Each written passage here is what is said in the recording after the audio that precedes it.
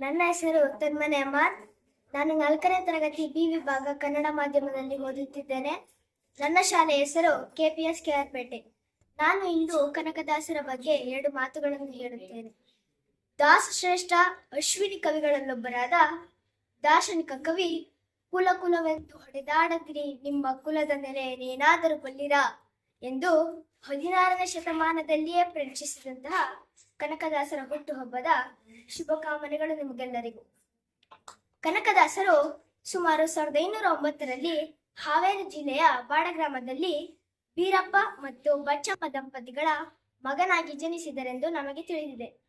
ಇವರ ತಂದೆ ತಾಯಿ ಮಕ್ಕಳಿಲ್ಲದ ಕಾರಣ ತಿಮ್ಮಪ್ಪನ ಹರಕೆ ಹೊತ್ತಿದ್ದರ ಪರಿಣಾಮ ಇವರು ಹುಟ್ಟಿದ್ದರಿಂದ ಇವರಿಗೆ ತಿಮ್ಮಪ್ಪ ಎಂದು ನಾಮಕರಣ ಆಯಿತೆಂದು ನಾವು ಕೇಳಿದ್ದೇವೆ. ಇವರ ಪೂರ್ವಜರು ವಿಜಯನಗರ ಸಾಮ್ರಾಜ್ಯದ ಪಾಳೆಪಟ್ಟಿನಲ್ಲಿ ಕೆಲಸ ಮಾಡುತ್ತಿದ್ದರಿಂದ ಇವರ ತಂದೆಯ ಮರಣದ ನಂತರ ಪಾಳೆಪಟ್ಟಿಗೆ ಒಡೆಯನಾದ್ದರಿಂದ ತಿಮ್ಮಪ್ಪ ನಾಯಕರಾದರೆಂದು, ಕೊಪ್ಪರಿಗೆ ಹೊನ್ನು ದೊರೆತದ್ದರಿಂದ ಕನಕರಾದರೆಂದು, ತನ್ನ ಜೀವನದಲ್ಲಿ ನಡೆದ ಒಂದು ಯುದ್ಧ ಸಂದರ್ಭದಲ್ಲಿ ಮಾಧ್ವತತ್ವ ಇವರ ಮೇಲೆ ಪರಿಣಾಮ ಬೀರಿ ವ್ಯಾಸತೀರ್ಥರ ಶಿಷ್ಯರಾಗಿ ಕನಕದಾಸರಾದರೆಂಬುದು ತಿಳಿದ ವಿಚಾರವಾಗಿದೆ.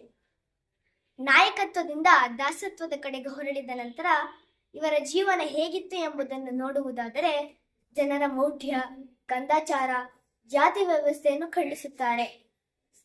ಈ ಸಂದರ್ಭದಲ್ಲಿಯೇ ಹುಟ್ಟಿದ್ದು ಕುಲಕುಲವೆಂದು ಹೊಡೆದಾಡದಿರಿ ಎಂಬ ಕೀರ್ತನೆ 16ನೇ ಶತಮಾನದಲ್ಲಿ ಕೇಳಿದ ಪ್ರಶ್ನೆ 21ನೇ ಶತಮಾನದಲ್ಲಿಯೂ ಜೀವಂತವಾಗಿದೆ. ಇದೊಂದು ವಿಪರ್ಯಾಸವೇ ಸರಿ. ಇವರ ಕೀರ್ತನೆಗಳಲ್ಲಿ ನಾವು ಜೀವನಾನುಭವ, ಸಮಾಜ ವಿಮರ್ಶೆ, ದೈವ ಭಕ್ತಿ ಕಾಣಬಹುದು. ಇದಕ್ಕೆ ಉದಾಹರಣೆಯಾಗಿ ಇವರು ರಚಿಸಿದ ಮೋಹನ ತರಂಗಿಣಿ, ಹರಿಭಕ್ತಿ ಸಾರ, ರಾಮಧಾನ್ಯ ಚರಿತ್ರೆ, ನಳಚರಿತ್ರೆ ಕೃತಿಗಳೇ ಸಾಕ್ಷಿ. ನನಗಿಷ್ಟವಾದ ಕೃತಿ ರಾಮಧಾನ್ಯ ಚರಿತ್ರೆ ಬಗ್ಗೆ ಹೇಳುವುದಾದರೆ, ಭತ್ತ ಮತ್ತು ರಾಗಿಯನ್ನು ಉದಾಹರಣೆಯಾಗಿ ತೆಗೆದುಕೊಂಡು ಮಾರ್ಮಿಕವಾಗಿ ಉನ್ನತ ಮತ್ತು ಕೆಳವರ್ಗಗಳ ಮೇಲಾಟವನ್ನು ವಿವರಿಸಿದ್ದಾರೆ. ಇದೊಂದು ಭಾಮಿನಿ ಷಟ್ಪದಿಯ ಖಂಡಕಾವ್ಯವಾಗಿದೆ. ಒಟ್ಟಾರೆ ಇವರ ಸಾಹಿತ್ಯ ಜೈನ ಸಾಹಿತ್ಯಕ್ಕಿಂತ ಭಿನ್ನ ವಚನ ಸಾಹಿತ್ಯಕ್ಕೆ ಹತ್ತಿರವಾಗಿದೆ ಹಾಗೂ ಸಹಜ ಪ್ರತಿಭೆ, ಭವ್ಯ ಕಲ್ಪನೆ, ಭಾಷೆಯ ಪ್ರಭುತ್ವದಿಂದಾಗಿ ಇವರು ಶ್ರೇಷ್ಠ ಕವಿಯಾಗಿದ್ದಾರೆ. ವ್ಯಕ್ತಿ ಸಾಯಬಹುದು, ಆದರೆ ವ್ಯಕ್ತಿಯ ವ್ಯಕ್ತಿತ್ವ ಸಾಯುವುದಿಲ್ಲ ಎಂಬುದಕ್ಕೆ ಸುಮಾರು 500ಕ್ಕೂ ಹೆಚ್ಚು ವರ್ಷಗಳ ಹಿಂದೆ ಬದುಕಿದ್ದ ಕನಕದಾಸರು ನಮ್ಮೊಟ್ಟಿಗೆ ಇರದಿದ್ದರೂ ಅವರ ಸಾಹಿತ್ಯದೊಂದಿಗೆ ನಮ್ಮೊಟ್ಟಿಗೆ ಇದ್ದಾರೆ ಎಂದು ಹೇಳುತ್ತಾ ನನ್ನ ಮಾತುಗಳನ್ನು ಮುಗಿಸುತ್ತೇನೆ.